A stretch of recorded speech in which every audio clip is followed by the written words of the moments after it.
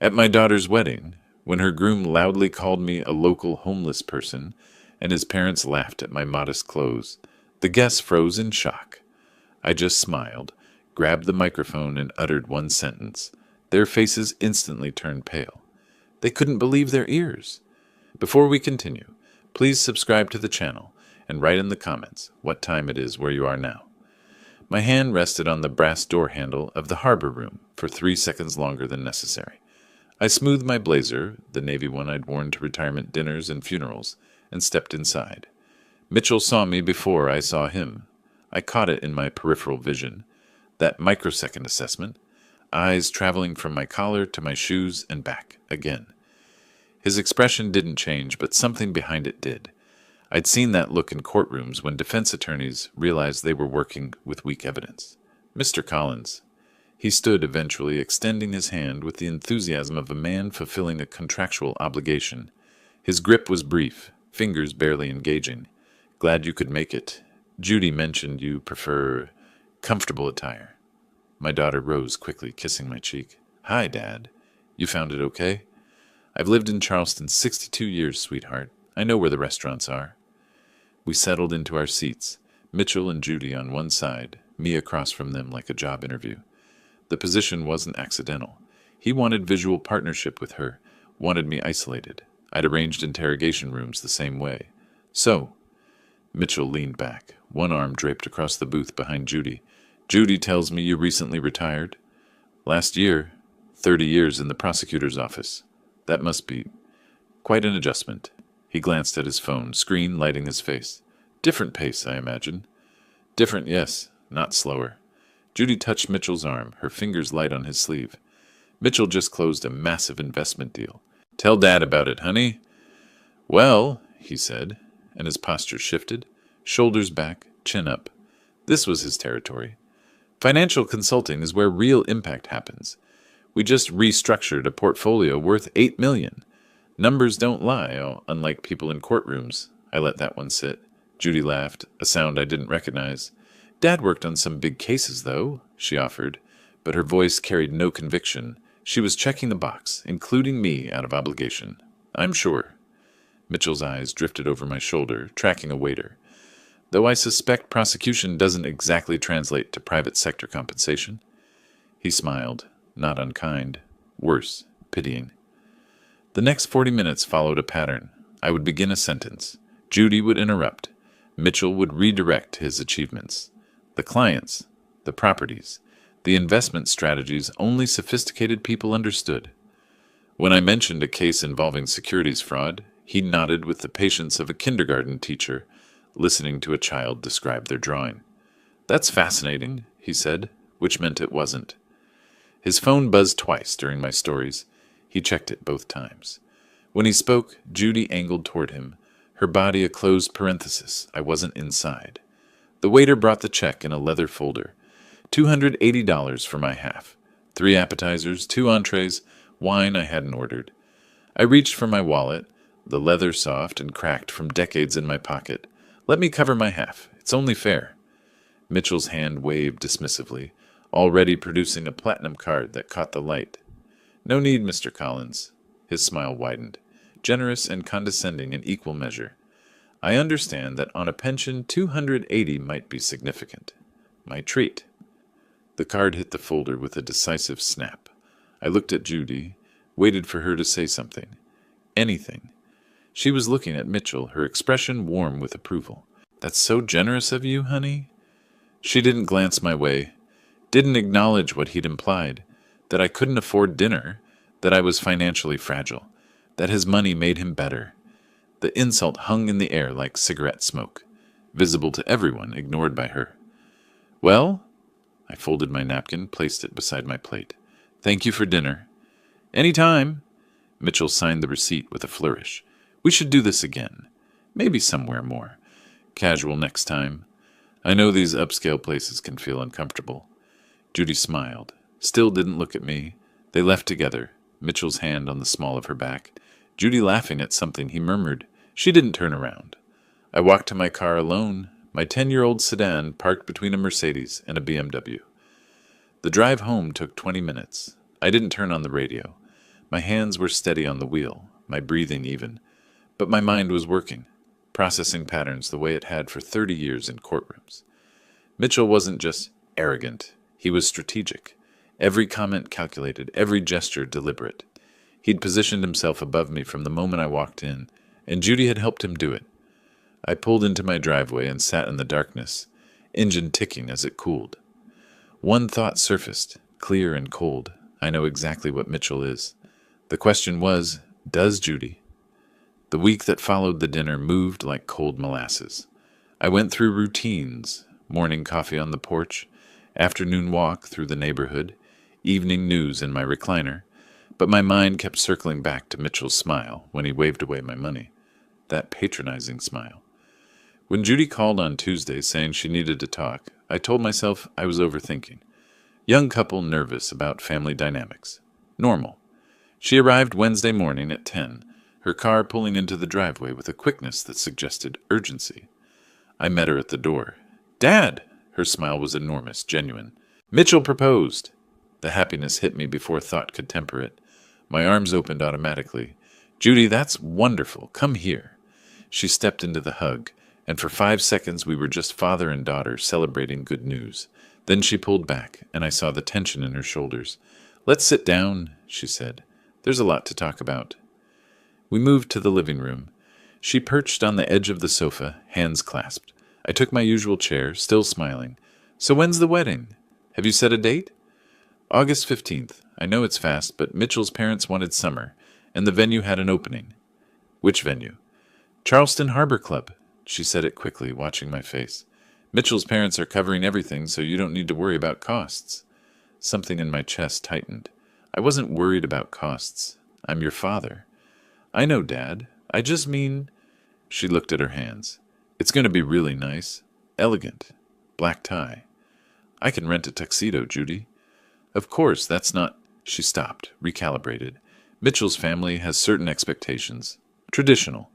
His parents, Willard and Helen, they're very involved in Charleston society. The guest list is specific?" I waited. In interrogations, silence makes people reveal more than questions do. "It's intimate," she continued. "Very small. About 80 people. So some of your friends, Marcus, the Johnsons, people from the prosecutor's office. The venue has capacity limits." "Which friends aren't invited, Judy?" "It's not personal. Mitchell's family has so many relatives and business associates, and the venue restrictions." "You're saying my friends can't come to your wedding?" Her jaw tightened. "I'm saying it's a small wedding. Mitchell's parents are paying $45,000. They get input on the guest list."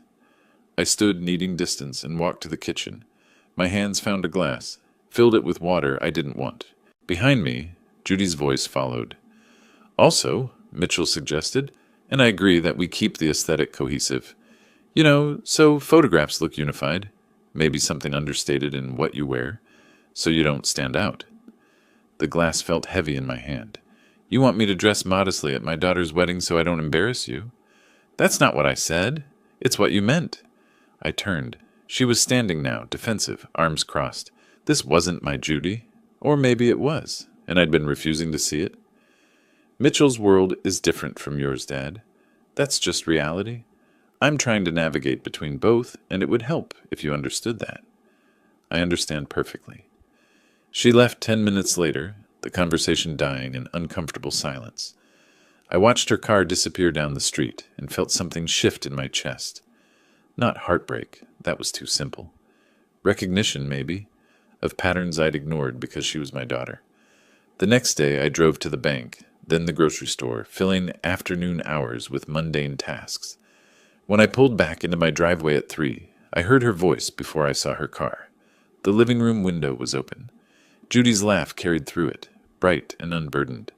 I know," she sounded delighted. "Dad's blazers are from the 90s. I swear one still has shoulder pads. I'll handle it diplomatically. Keep him from the receiving line where people take photos." Silence. She was listening to whoever was on the phone. Mitchell, obviously. He won't be at the head table anyway. Your parents, my bridal party. That's plenty. We'll put Dad with some of your parents' distant cousins. He'll be fine. More laughter. Easy. Conspiratorial. "You're right. It's better this way. He wouldn't be comfortable around the Harbor Club crowd anyway. We're doing him a favor, really? I stood in my driveway, keys in hand, and listened to my daughter mock me to her fiancé. She left 20 minutes later. I waited until her car turned the corner before I entered my own house. That evening I sat at the dining room table and stared at the wall. The hurt was still there. I'm not inhuman. But underneath it, something else was crystallizing. Something cold and familiar. I walked to my bedroom closet and pulled out a cardboard box from the top shelf. Inside, case files, legal pads, notes from trials that had defined my career, evidence logs, witness statements, strategy documents. I carried the box to the dining room and spread the contents across the table. 30 years of building cases. 30 years of finding weaknesses in seemingly perfect defenses. 30 years of strategic thinking. I pulled a fresh legal pad from the drawer and clicked my pen. At the top of the page, I wrote 3 words: Mitchell, Willard, Helen. Below that, a single question. What are they hiding? Every defendant has vulnerabilities. Every case has a weakness. I had 2 months before the wedding. Time to build my case. The next morning, I woke before dawn, not from restlessness, but purpose. The case files from the previous night still covered my dining table. I made coffee and began creating a systematic investigation plan, the way I'd done hundreds of times before. By 9 o'clock, I was walking into the Charleston County Records office. The clerk, a young woman with efficient movements, smiled when I approached. "Can I help you find something?" "I'm researching investment firms for a friend." The lie came easily. "Could you show me how to search business registrations?" She guided me to a computer terminal. 20 minutes later, I had what I needed. Harrington and Associates, Incorporated, 1987. Principal officers Willard J. Harrington and Helen M. Harrington. Their business address matched the Harbor Club district. Naturally. I photographed the screen with my phone, then moved to the civil court archives. 2 client complaints, both settled pre-trial. The settlements weren't small, $85,000 and $120,000. Companies don't pay that kind of money unless they're hiding something worse. I also found Mitchell's personal tax dispute from 3 years back. Small potatoes, $4,200 in contested deductions. But the pattern interested me. Aggressive claiming, minimal documentation, settled only after IRS pressure. Back home, I organized the findings into folders. Then I called Marcus Webb, my former colleague from the DA's office. "Sylvester?" His voice carried genuine warmth. "This is a surprise. How's retirement treating you?" "Can't complain. Listen, my daughter's marrying into the Harrington family. You know them?" A pause. "Investment people." "That's right. I know they sail close to the wind." His tone shifted, became careful. "Very aggressive tax strategies. Nothing prosecutable, but they've had IRS audits. Multiple. They always settle before it goes anywhere." "Settle how?" "Pay the fine, promise to restructure, then find new loopholes. It's a pattern." I thanked him and hung up, adding notes to my files. 3 days later, I sat across from Robert Chen in his downtown office. The attorney's eyes moved over the documents I'd spread across his conference table. "Mr. Collins, you're paying for my expertise, so I'll be blunt." He tapped one of the pages. "These deductions they're claiming? Legal but aggressive. 1 thorough audit, and they'd face serious penalties." "How serious?" 40 to 60,000 in fines, possibly more. The IRS doesn't appreciate creative interpretation." I leaned forward. "What would trigger an audit?" Chen's eyebrows rose slightly. "Anonymous tips with specific documentation, pattern evidence, or just bad luck, random selection." The consultation cost $1,400. I paid in cash. That evening, Judy called to cancel our scheduled dinner. "Dad, I'm overwhelmed with preparations. Can we reschedule?" Her voice carried stress, but also distance. We hadn't spoken face to face since the engagement announcement. "Of course, sweetheart. I understand." I kept my tone pleasant. "I'm sending over a gift. Just something I thought you'd like." "You don't have to." "I want to." 4 days later, she canceled again. This time via text. "So sorry. Dress fitting running late." "Rain check?" I responded. "No problem. Enjoy the fitting." Then I drove to Worthington & Sons Fine Silver. The store occupied a restored building on King Street, the kind of place where they served champagne while you browsed. A sales associate approached immediately. I'm looking for a wedding gift, I said. Something significant. Silver service, perhaps? She showed me 3 sets. I chose the most expensive. 12 place settings, hand-engraved, sterling. $2,800. Gift wrapping? Please, include a card. I wrote 4 words on the card. For your new home. Love, Dad. The next morning, I drove to Judy's apartment downtown. She wasn't home. I left the package with the concierge, a young man who raised his eyebrows at the size of the box. Make sure she gets it today, I said, handing him $20. 2 days later, my phone rang. Judy's voice was confused. Dad, the silver service. It's beautiful, but it's so expensive. You didn't need to. I wanted you to have something nice, something that lasts. Mitchell was surprised. He said, well, he thought it was generous. I smiled at the wall. I'm glad you both like it. After we hung up, I imagined their conversation. Mitchell recalculating his assumptions about me, wondering if I had money they didn't know about. Good. Let them wonder. 2 days later, the invitation arrived. Cream cardstock, embossed lettering. Mr. and Mrs. Willard Harrington request your presence at a rehearsal dinner in honor of Mitchell Harrington and Judy Collins. Their estate address was in the most exclusive part of Charleston. I studied the names. Willard, Helen. Now I had faces to attach to the business records. I called the number on the invitation to confirm attendance. A woman answered, Helen I presumed, her voice carrying that particular Charleston society accent, honey over steel. Mr. Collins, we're so pleased you can join us. Of course I'll be there, I told her. I'm looking forward to meeting you both. I was. I dressed carefully for the rehearsal dinner. Not my best clothes, but not my worst either. Let them see what they expected. For now. The Harrington estate sat 40 minutes north, in a gated community where property values started at $2 million. My decade-old sedan looked exactly as out of place as I felt when I pulled up to the security booth. The guard checked my name against a list, then waved me through. The driveway curved through manicured grounds for a quarter mile before the mansion came into view. Colonial style, white columns, 3 stories. Landscape lighting made it glow against the evening sky. I parked beside a Range Rover and a Mercedes, then walked to the front door. Mitchell answered, Mr. Collins, right on time. He led me through a foyer with marble floors and a chandelier that probably cost more than my car. Voices carried from the back of the house. Mom, Dad, Judy's father is here. They emerged from what looked like a study. Willard, tall, silver-haired, golf course tan. Helen, elegant in silk, jewelry catching light. Sylvester! Helen's smile was professionally warm. Wonderful to finally meet you. Judy speaks so highly of you. Please come in. Don't mind the construction noise. We're adding a wine cellar. $80,000, I'd later learn. She mentioned it 3 times. Dinner was served in a formal dining room. Original paintings on the walls. China so delicate I worried about breaking it. Willard positioned himself at the head of the table, natural command post. So, Sylvester. He poured wine I didn't recognize. Judy tells us you were a prosecutor. 30 years? That's right. State service. He nodded approvingly. Noble work, truly. But let's be honest, not the most lucrative path. Am I right? I kept my voice mild. I did well enough. Retirement's comfortable. Helen touched Willard's arm, that united front gesture I'd seen in hundreds of couples over decades. Of course you did, and you raised Judy beautifully despite, well, circumstances. Single parent, modest means, that takes real character. She made poverty sound like a disability. Judy sat across from me between Mitchell and Helen, her posture defensive. She didn't meet my eyes.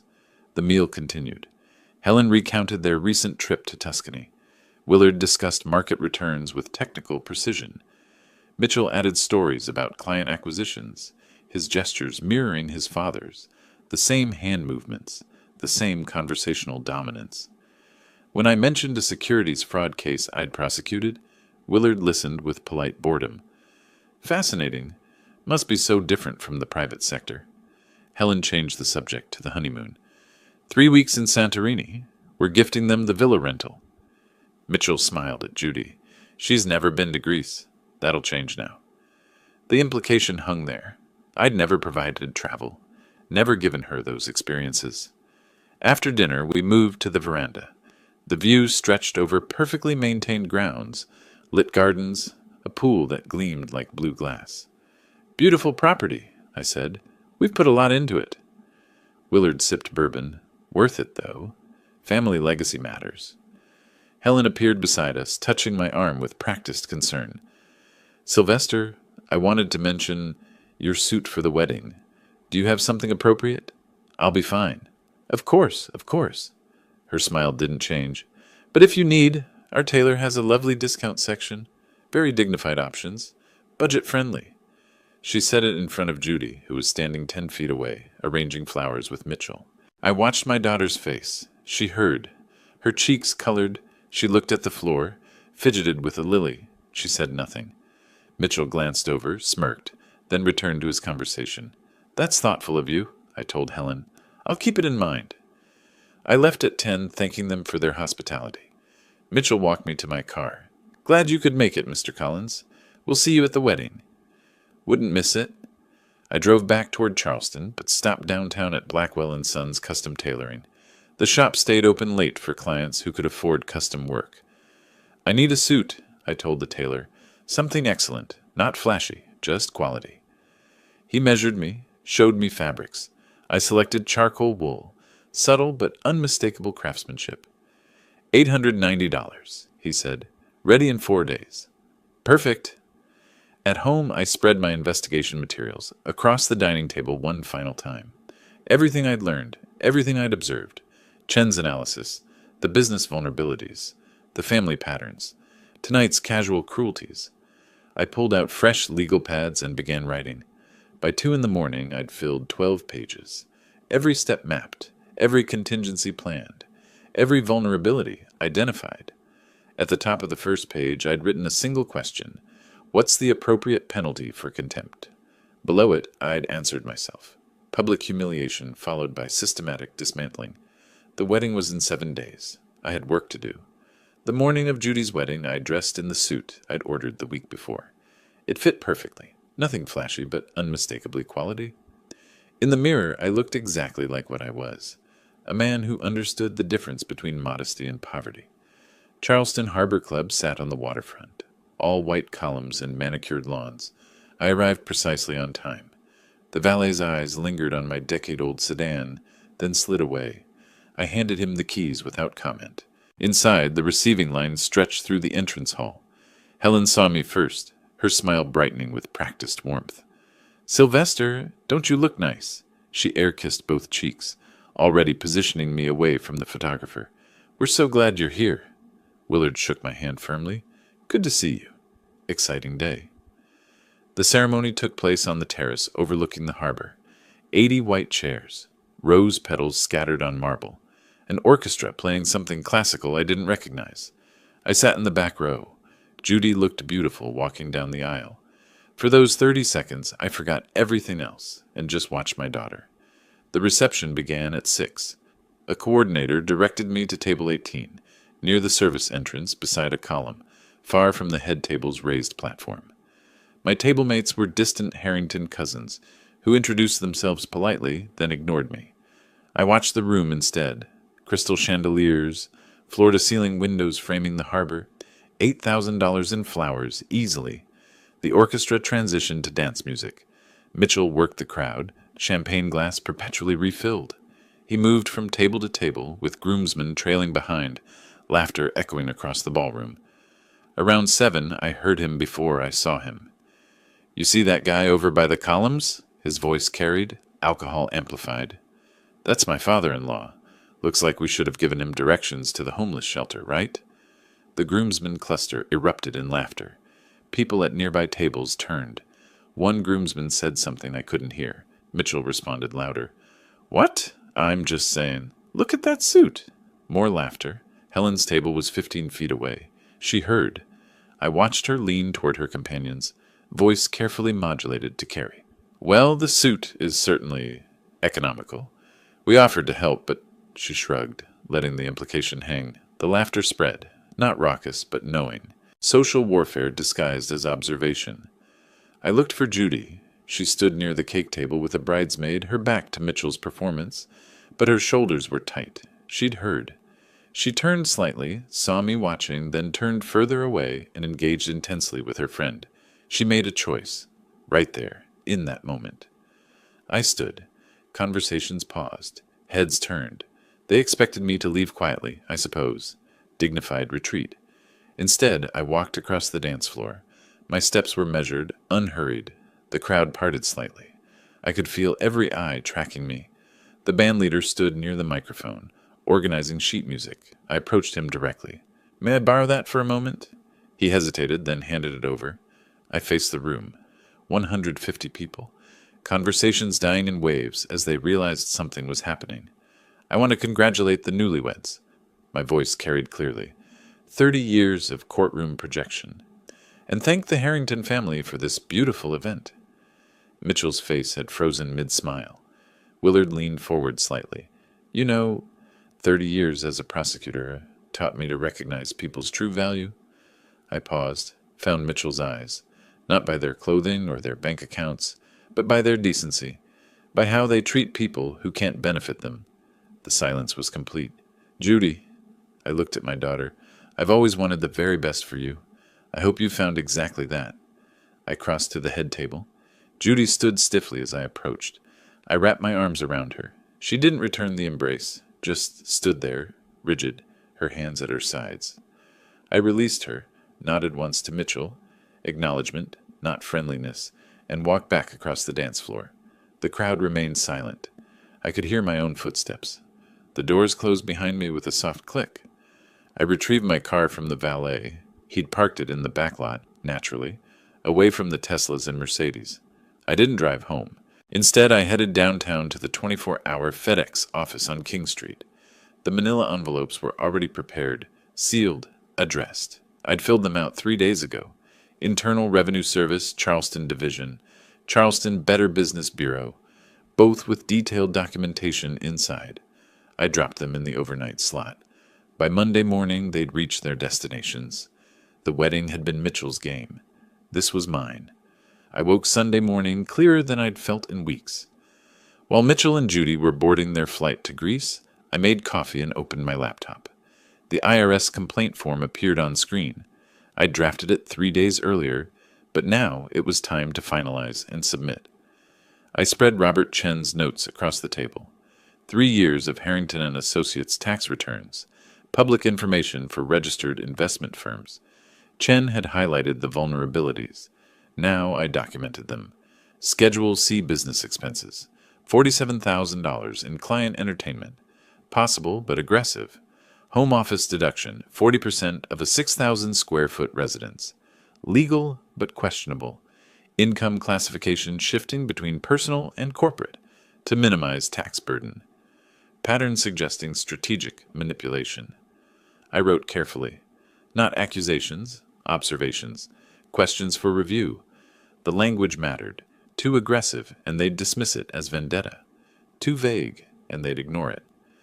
Respectfully submitted for examination. Potential misclassification of income under Section 162. Entertainment expenses exceeding reasonable business necessity under Section 274. Home office deduction inconsistent with primary business use. 8 pages. Specific line items. Tax code references. The kind of complaint that triggers mandatory review. I printed it, signed where required, made copies for my file. The Better Business Bureau complaint was simpler. I adopted the persona of a concerned former client. Vague enough to avoid defamation, specific enough to seem credible. Aggressive sales tactics, pressure to invest in high-risk portfolios, minimal disclosure of fee structures. 3 pages, anonymous. Unverifiable but requiring investigation. At 3 o'clock, I drove to the post office downtown. The clerk processed my certified mail. "You'll get tracking confirmation," she said. "Perfect. I want to ensure it's received." I dropped the BBB complaint in the regular mail slot. Then I went home and waited. For 3 days, I maintained completely normal routines. Monday, grocery shopping, afternoon walk. Tuesday, library, lunch at the diner on Broad Street. Wednesday, morning coffee on the porch, reading a novel I'd been meaning to finish. Bureaucracy moves at its own pace. I'd filed enough complaints as a prosecutor to know the rhythm. Thursday afternoon, I was deadheading roses in my garden when my phone rang. Unknown number. Hello? Sylvester? Willard's voice, controlled but tight. I wanted to thank you again for attending the wedding. Your speech was memorable. I set down the pruning shears. I meant every word. Judy deserves the best. Of course. A pause. Unusual timing. We've just received notice of a tax audit. Quite thorough, apparently. 3 years of returns. You wouldn't happen to know anything about that? I kept my voice perfectly mild. Tax audits? That's unfortunate. But you run an honest business, don't you? I'm sure it's routine. Routine? His tone hardened. Right. If your books are clean, you have nothing to worry about. I picked up the shears again, examined a rose. Though I hear these things can take months, and the legal fees can be significant, but I'm sure you're prepared for that. Silence stretched between us. Wasn't that the point? I continued quietly. Being prepared? More silence. Then, I see. Do you? Because I want to be clear. I don't make threats, Willard. I taught myself long ago that threats are just noise. I prefer action. Measured, legal, thoroughly documented action. This is about Mitchell's behavior at the wedding. This is about a pattern of behavior. Your son's, your wife's, yours. I let that settle. You thought I was weak because I was quiet. That's a common mistake. What do you want? Want? I smiled at the roses. Nothing from you. I just want you to understand something. I spent 3 decades building cases against people who thought they were untouchable. Some of them had more money than you. Better lawyers. Political connections. They all thought they'd win. And I never lost a case I built carefully, Willard. Not once in 30 years. I heard him breathing, processing. The audit will find everything in order, he said finally. Will it? Then you've got nothing to worry about. Though even clean audits take time. 8 months, typically. And you'll need to hire specialists. Tax attorneys don't come cheap. Probably 60, 70,000 in legal fees before it's done. You're a vindictive man? No, I'm a thorough one. There's a difference. I paused. How's the honeymoon going? Greece is beautiful this time of year. He hung up. I sat in the garden long after the call ended.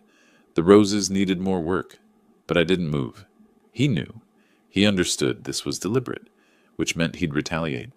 Men like Willard always did. I went inside and opened a new document on my computer. Title, Anticipated Counter Moves. If he came after me, I'd need to be ready, and I would be. Because unlike Mitchell's crude jokes or Helen's social warfare, I understood real combat. I'd spent 30 years in it. The audit notification reached Willard on Thursday. I knew because the phone calls started the following Monday. Jim Patterson called at 10 in the morning. We'd worked together for 15 years. He knew me better than most. Sylvester, I heard some troubling things. His voice carried that careful tone people use when they're worried about you. Folks saying you're, well, fixated on your daughter's new in-laws, making accusations. That doesn't sound like you. I set down my coffee. What kind of accusations, Jim? Tax fraud, unethical business practices. Look, if you're struggling with Judy's marriage, there are healthier ways to process. I'm not struggling, Jim. I'm fine. Are you? Because people are concerned. People.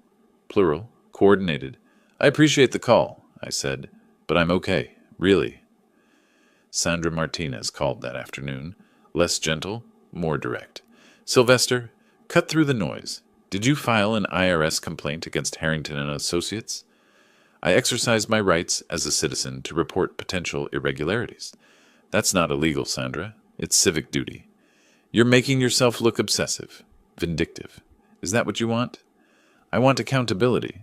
If that looks vindictive, so be it. She sighed. Just be careful. You're building a reputation you might regret. I hung up and drove to Common Grounds Cafe, downtown. Ordered coffee I didn't drink and mapped out what was happening. Mitchell was working his connections. Helen was weaponizing her social network. They were painting me as unstable, paranoid, obsessed. Character assassination disguised as concern. It was effective. I'd give them that. 2 days later, I was deadheading roses when my phone rang. Judy, I answered standing. Didn't sit down. This wouldn't be long. Dad? Her voice was tight. What are you doing? Working in the garden. You? Don't. Just, she exhaled sharply. Mitchell says you're spreading lies about his family. Why can't you just be happy for me? I'm happy for you, Judy. I'm not happy about being called homeless in front of 100 people. That was a joke? You're overreacting. Was it? Because everyone laughed, including his parents, and you said nothing. Silence. Then, Helen says you might need help, that your behavior is concerning. Helen says? I kept my voice level, but something cold was rising. Since when is Helen your source on my mental health? She's concerned. Everyone is. You filed some kind of complaint against Mitchell's family business. Dad, that's crazy. I filed a legitimate complaint about questionable tax practices. If they have nothing to hide. You're trying to ruin my marriage. No. I looked at the roses, their perfect red blooms. I'm defending my dignity. I haven't done anything illegal. I simply reported what I observed. If that threatens Mitchell's family, maybe ask yourself why. This has to stop. It will. When they understand you can't humiliate people without consequences. Then I'm sorry, Dad. I'm sorry you feel that way. Feel. As if facts were feelings. Judy, I love you, but I won't apologize for this. They tried to make me feel worthless. I'm showing them I'm not. By destroying my husband's family business. If it's destroyed by truth, it deserved to be. She hung up. I stood there, phone in hand, staring at nothing. The line between us had been fraying for months. Now it was cut. She'd chosen. I walked inside, poured fresh coffee, and opened my laptop. That evening, I composed an email. Anonymous account, created at the library that morning. Subject line, information regarding local investment firm audit. The body was brief. Charleston-based Harrington & Associates, currently under IRS audit. Additional complaints filed with Better Business Bureau regarding aggressive sales tactics.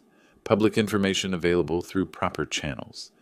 I attached links to public records, business registration, complaints database, IRS public filing information, nothing confidential, all verifiable.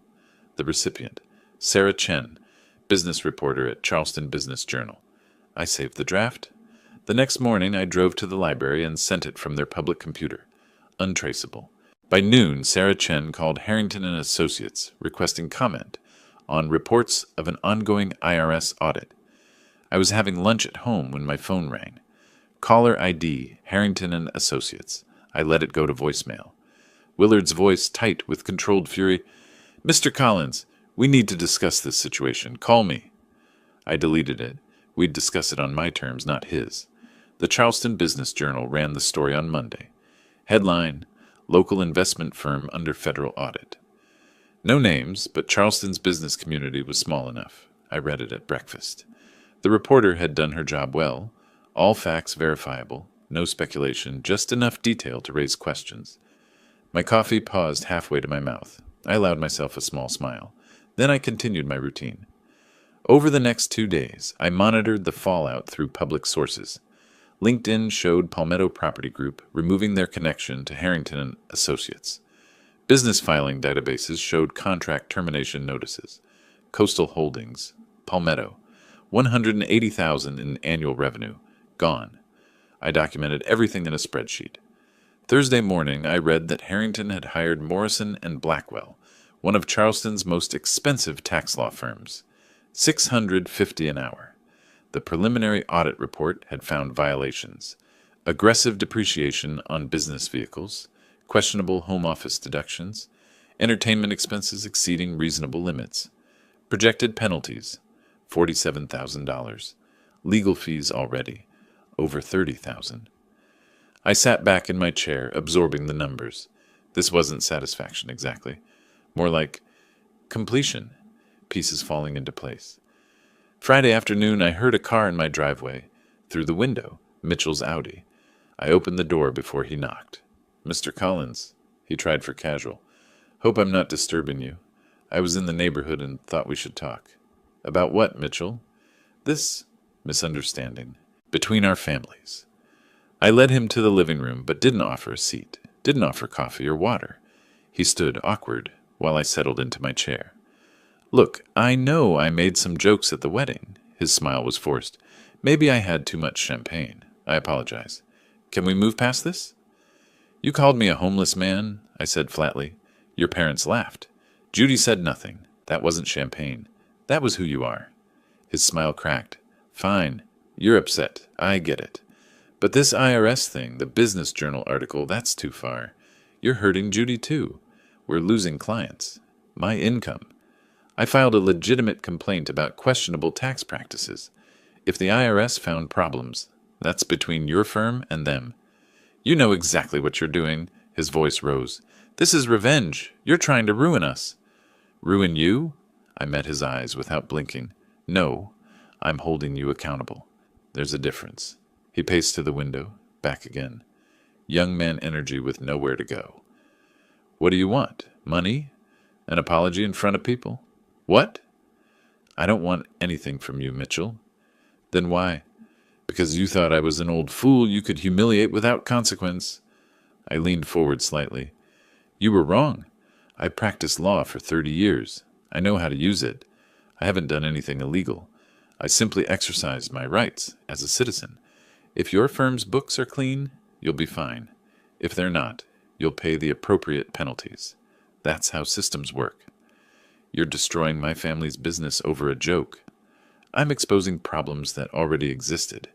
If a joke can destroy your business was already fragile. His hands clenched. For a second I thought he might try something physical. I'm 62, but I didn't move. Just watched him. He deflated instead. Please, he said quietly.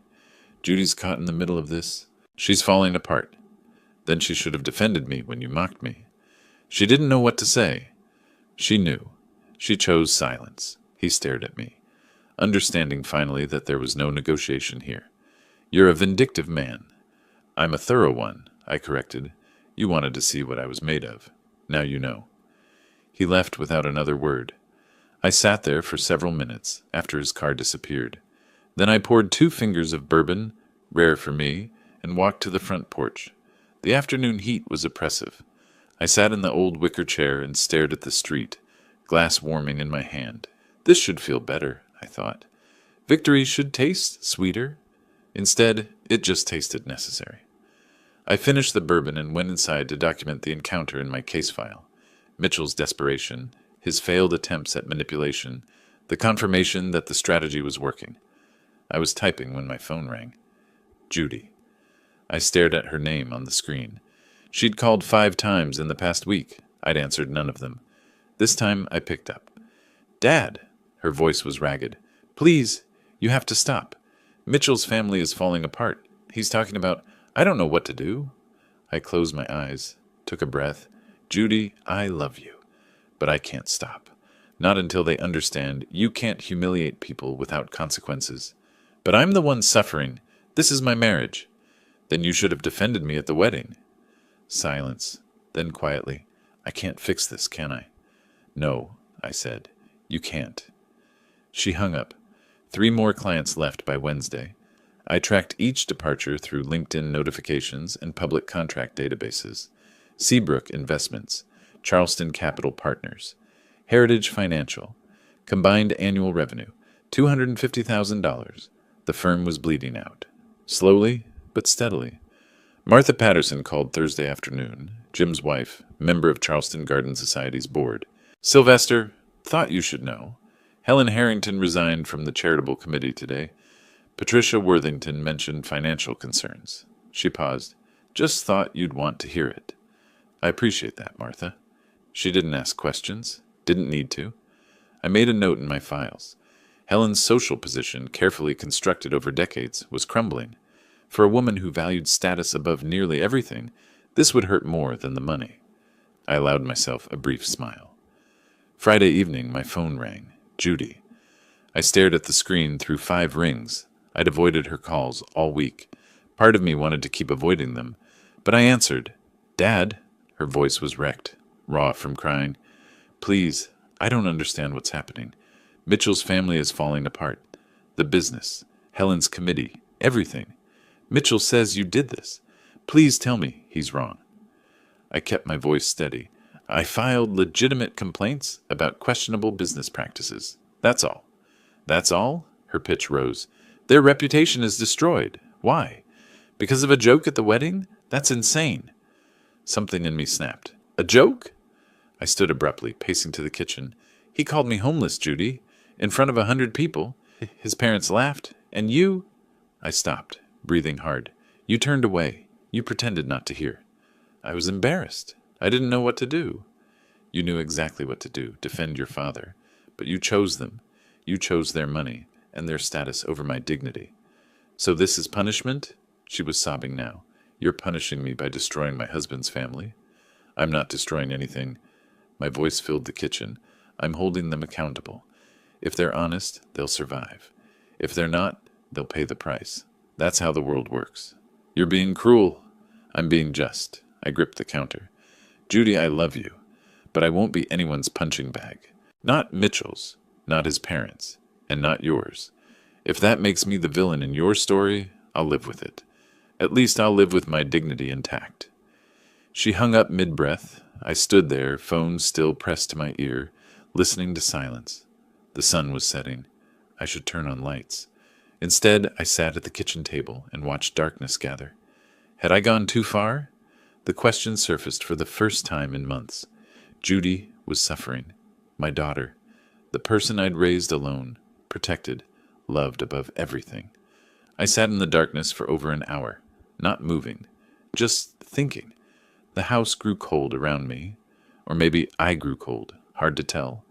Then I remembered Mitchell's smirk when the waiter brought the check, Helen's sweet poison about my economical suit, Willard's dismissive nod when I mentioned my career, the laughter spreading across tables, Judy's back, turned deliberately away. I stood, walked to the light switch, flipped it on. The kitchen flooded with harsh brightness. I returned to my office and pulled up the latest business filings.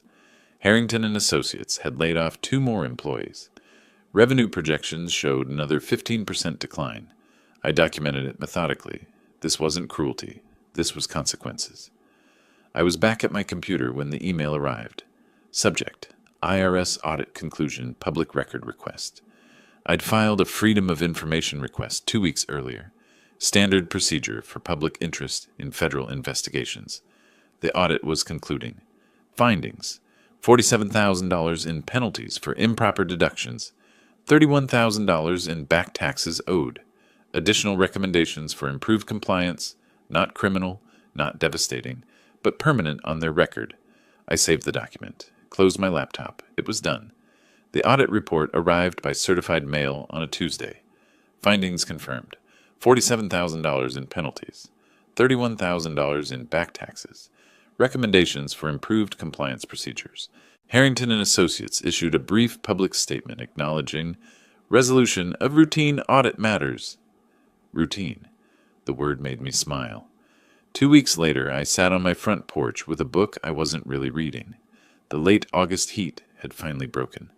A breeze moved through the oak trees. I heard the car before I saw it. Judy's sedan pulling into my driveway. I closed the book but didn't stand, just waited. She got out slowly, hesitated at the bottom of the porch steps. I gestured to the empty chair beside me. No words needed. She climbed the steps and sat.